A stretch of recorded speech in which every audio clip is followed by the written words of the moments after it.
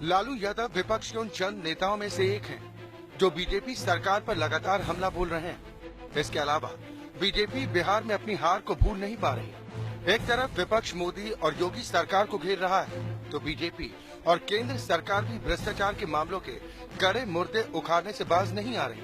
BJP ने national Herald मामले में सोनिया गांधी और राहुल गांधी, आईएनएक्स मामले में पी चिदम्बरम और उनके बेटे कीर्ति चिदम्बरम, मायावती को उनके भाई आनंद की आय से अधिक संपत्ति, अखिलेश सरकार की सीएजी की रिपोर्ट, लालू यादव की बेटी मीसा भारती की जमीन खरीदी का मामला उठाकर मीडिया में घेरने की कोशिश की जा रही है। विपक्षी दल भी समझ गए कि मोदी सिर्फ कांग्रेस मुक्त भारत के बजाय विपक्ष मुक्त भारत की रणनीति पर काम कर रहे हैं। सोनिया गांधी इसीलिए सतर्क हैं, क्योंकि बहुत से विपक्षी दल सीबीआई और भ्रष्टाचार के मामलों की वजह से मोदी के खिलाफ परचम उठाने में हिचक रहे हैं और आम राय की बात कर रहे हैं। लेकिन लालू विपक्ष के मजदूर झंडा बरदार हैं। उनके रिश्ते सभी विपक्षी दलों से अच्छे भी हैं।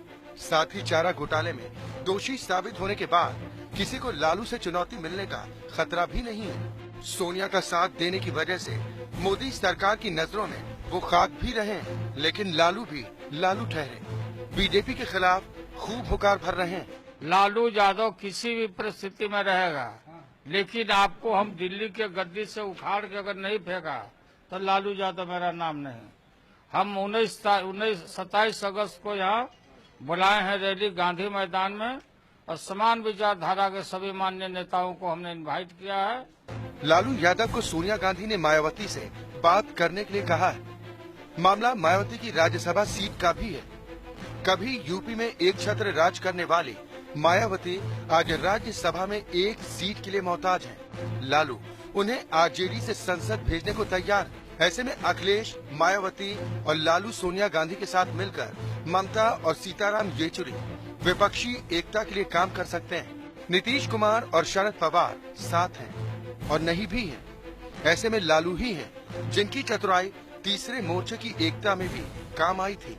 सरकार और विपक्ष के बीच पहली बार राष्ट्रपति चुनाव में रस्सा कशी होने के आसार हैं। बीजेपी अपने पत्ते नहीं खोल रही, तो विपक्ष के पास कई उम्मीदवार। हालांकि टीआरएस, एआईएडीएमके और वाईएसआर कांग्रेस का साथ बीजेपी को मिला है। एनडीए के कमजोर पड़ने की सूरत में मोदी के पास प्रणब मुखर्जी के नाम का तुरुप का पत्ता भी है, लेकिन समझा जा रहा है कि स्वयं सेवक मोदी किसी स्वयं सेवक को ही राष्ट्रपति बनवाने की फिराक में।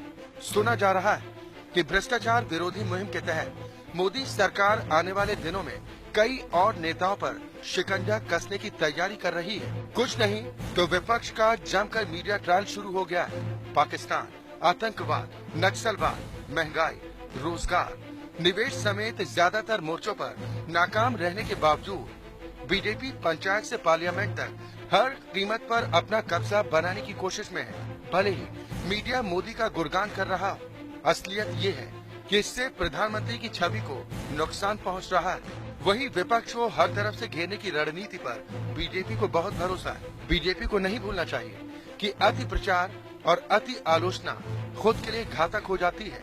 यूपी और उत्तराखंड में विपक्ष ये भुगत चुका है। लेकिन मोदी जी अगर जन नायक बनना चाहते हैं तो उन्हें विध्वंस और प्रतिशोध की राजनीति के बजाय अटल बिहारी वाजपेयी की दलगत राजनीति से ऊपर उठकर छवि बनानी चाहिए, क्योंकि इतिहास गवाह है कि प्रचार का असर बहुत देर तक नहीं रहता और अहंकार तो किसी का भी नहीं रहा। अंशुमान त्रिपाठी, EPN।